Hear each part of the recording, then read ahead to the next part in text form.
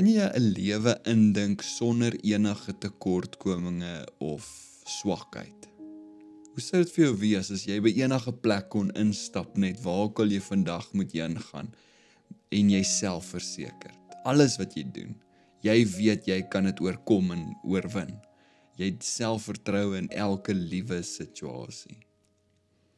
Wat is swakhede en tekortkomings sou jy wens jy kon verander in hierdie oomblik? As jy dit kon verander, wat sou jy? Ek wil hê jy moet dink aan die 1 of 2 tekortkominge wat jy in jou lewe het. Wil ek hê jy moet daaraan dink terwyl ons kyk na 'n baie spesifieke verhaal van een van die grootste skrywers in die Nuwe Testament wat ook so 'n swakheid gehad het. Ons weet nie spesifiek wat dit was wat Paulus mee gesukkel het nie. Teoloë oor die eeue heen het probeer spekuleer, maar hy het 3 keer sê dit is 3 seisoene, is nie net 3 gebede, net maandag, dinsdag en toe woensdag nie. Nee, dit kom oor jare wat hy die Here vra dat die Here hierdie swakheid van hom sal wegneem, dit sal wegvat. Maar die antwoord van die Here, wat die Here vir hom gegee het, dis fascinerend. Die Here sê, my genade is vir jou genoeg. Hierdie woordjie genade is 'n draande genade, waar die Here vir Paulus dra deur sy pyn, deur sy moeilikheid, deur sy tekortkoming en deur sy swakheid. My genade, my draande genade is vir jou genoeg. My krag kom juist tot volle werking wanneer jy swak is. Dan reageer Paulus daarop, hy sê, so wanneer ek swakheid beleef of hierdie mishandeling verduur, word ek sterker gemaak. Hy het sy swakheid gesien as 'n deur, 'n toegang tot God se krag. Nou ek glo in hierdie volgende paar oomblikke wat ons saam in gebed is, dat jou perspektief kan skuif as dit kom by jou swakheid, jou tekortkominge. Ek wil nie vandag sê dat dieselfde antwoord wat die Here vir Paulus gegee het, is waar vir elke situasie in jou lewe nie. Nee, miskien sal jou swakheid verander, transformeer. Die Here gaan dalk 'n wonderwerk vir jou doen. Ons verstaan nie altyd hoe die Here besluit om sekere goed te doen nie, maar ongeag wil ek hê ons moet laat jou perspektief verander, op dieselfde manier wat Paulus se perspektief verander het. So ek wil hê jy moet luister, ek gaan dit 3 keer herhaal. Die woorde wat Jesus oor ons swakheid uitspreek, Jesus wat sê, hy verklaar het, hy sê, my genade is vir jou genoeg.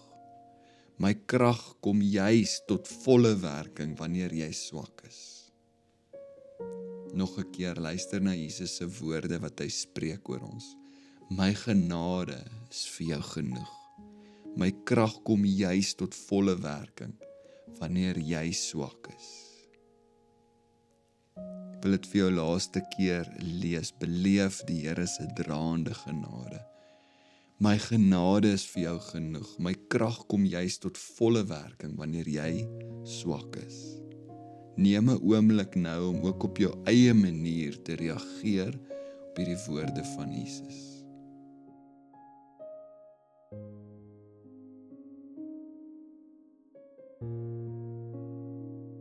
Maak jou palms oop, jou hande oop en ontvang jy die krag van die Here. Sê saam met my, Here, ek ontvang nederig u krag.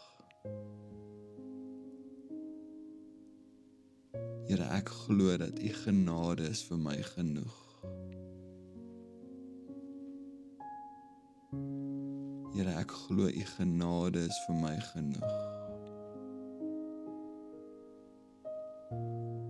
Kom ons gebruik nou Paulus se woorde om ook te reageer in hierdie gebed.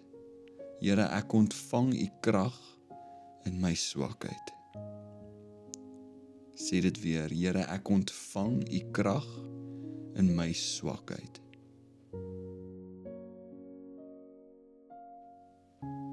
Sê dit 'n laaste keer, Here, ek ontvang u krag in my swakheid.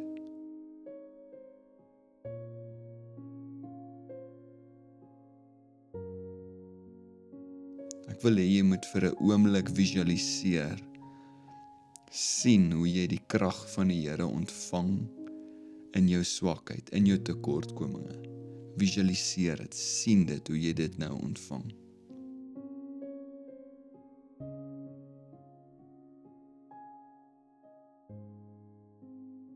Here, ons weet wat u woord sê, en is waar, Here, dat wanneer ons swak is, dan is u sterk.